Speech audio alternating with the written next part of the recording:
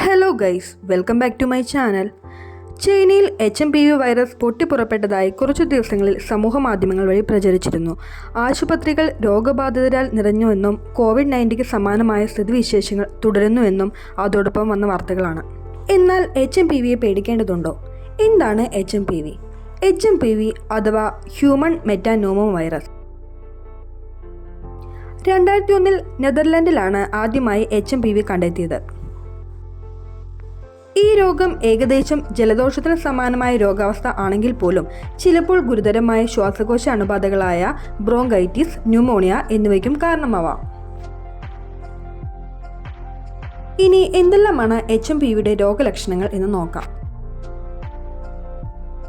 ജലദോഷം, ചുമ, പനി, തൊണ്ടവേദന, ശ്വാസം മുട്ടൽ എന്നിവയ്ക്കാണ് HMPVയുടെ രോഗലക്ഷണങ്ങൾ.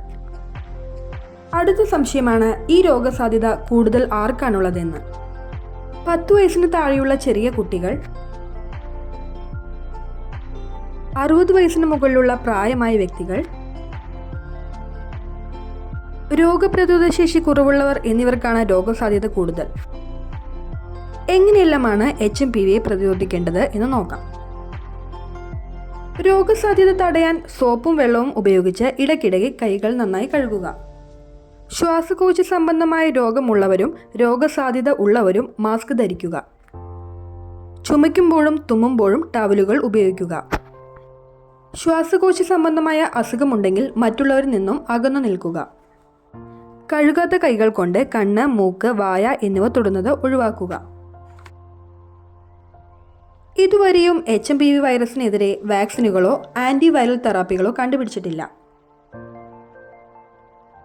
ഇതുവരെയും ഇന്ത്യയിൽ 8 HMPV കേസുകളാണ് റിപ്പോർട്ട് ചെയ്തിട്ടുള്ളത്. ഇതിനകം തന്നെ HMPV ആശങ്കപ്പെടേണ്ട സാഹചര്യമില്ലെന്നും ജാഗ്രത മാത്രം മതിയെന്നും വീണ ജോർജ് വ്യക്തമാക്കി. ഇത് കുട്ടികൾക്കുണ്ടാകുന്ന ജലദോഷപ്പനിക്ക് സമാനമായ രോഗാവസ്ഥയാണെന്നും HMPV വൈറസിൽ ജനിതകപരമായ മാറ്റമില്ലാത്ത പക്ഷം ഇത് അപകടകാരി അല്ലെന്നും വാർത്താമാധ്യമങ്ങളോട് പറഞ്ഞു.